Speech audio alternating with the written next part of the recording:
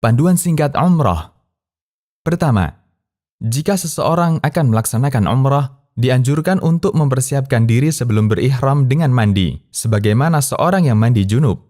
Memakai wangi-wangian yang terbaik jika ada, dan memakai pakaian ihram. Kedua, pakaian ihram bagi laki-laki berupa 2 lembar kain ihram yang berfungsi sebagai sarung dan penutup pundak.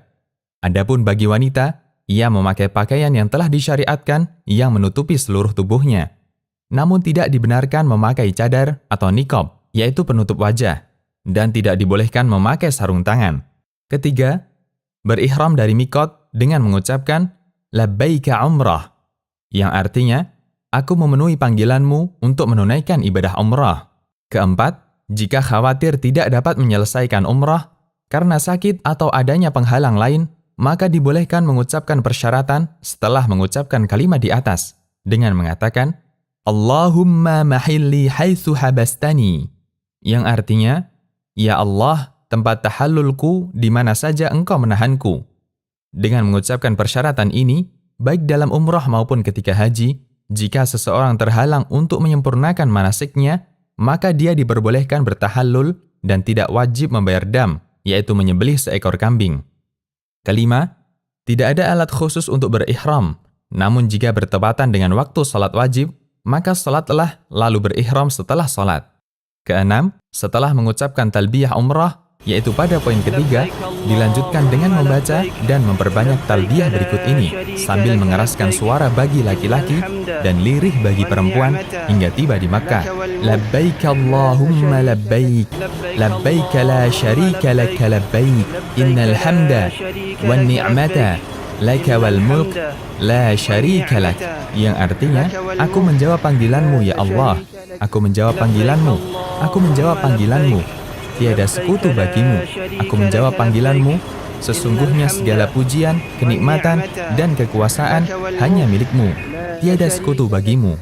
Ketujuh, jika memungkinkan, seseorang dianjurkan untuk mandi sebelum masuk kota Mekah. Kedelapan, masuk Masjidil Haram dengan mendahulukan kaki kanan sambil membaca doa masuk masjid. Allahumma ftahli abwaaba rahmatik, yang artinya, ya Allah, bukakanlah untukku pintu-pintu rahmatmu. Kesembilan, menuju ke Hajar Aswad, lalu menghadapnya sambil membaca Allahu Akbar atau Bismillah, Allahu Akbar, lalu mengusapnya dengan tangan dan menciumnya. Jika tidak memungkinkan untuk menciumnya, maka cukup dengan mengusapnya, lalu mencium tangan yang mengusap Hajar Aswad. Jika tidak memungkinkan untuk mengusapnya, maka cukup dengan memberi isyarat kepadanya dengan tangan, namun tidak mencium tangan yang memberi isyarat. Ini dilakukan pada setiap putaran tawaf. Kesepuluh, kemudian tawaf umrah 7 putaran, dimulai dari Hajar Aswad dan berakhir di Hajar Aswad pula, dan disunahkan berlari-lari kecil pada 3 putaran pertama, dan berjalan biasa pada 4 putaran terakhir.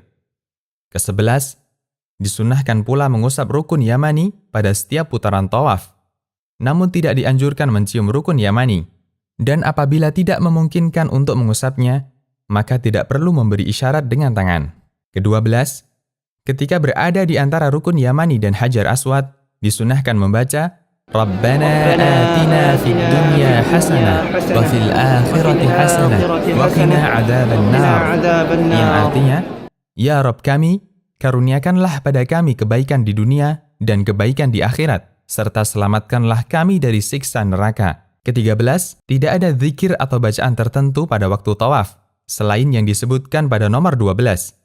Dan seseorang yang tawaf boleh membaca Al-Quran atau doa dan zikir yang ia suka. Ke-14, setelah tawaf, menutup kedua pundaknya, lalu menuju ke makam Ibrahim sambil membaca وَاتَّخِذُوا مِن مَقَامِ إِبْرَاهِيمَ مُصَلَّى, yang artinya, dan jadikanlah sebagian makam Ibrahim tempat salat. Ke-15, salat sunnah tawaf 2 rakaat di belakang makam Ibrahim.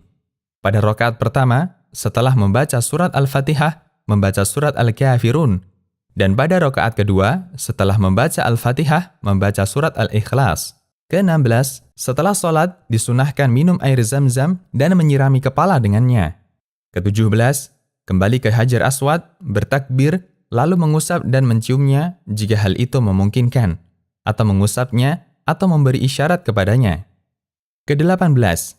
Kemudian menuju ke Bukit Safa untuk melaksanakan sa'i umrah, dan jika telah mendekati Safa, membaca, Inna Safa wal Marwata min sya'airillah. Sesungguhnya Safa dan Marwah adalah sebagian dari syiar Allah. Lalu mengucapkan, Nabda'u bima bada'allahu bih.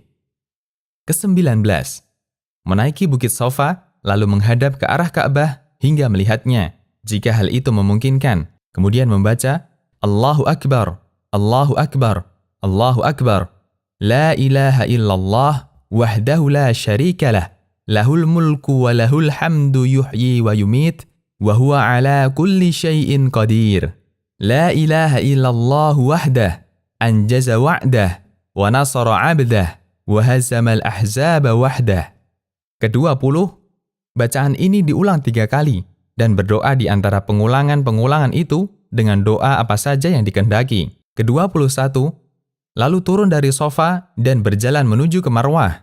Ke-22, disunahkan berlari-lari kecil dengan cepat dan sungguh-sungguh di antara 2 tanda lampu hijau yang berada di Mas'a atau tempat sa'i bagi laki-laki, lalu berjalan biasa menuju Marwah dan menaikinya. Ke-23, setibanya di Marwah, kerjakanlah apa-apa yang dikerjakan di Safa, yaitu menghadap kiblat, bertakbir, membaca zikir pada nomor 19, dan berdoa dengan doa apa saja yang dikehendaki.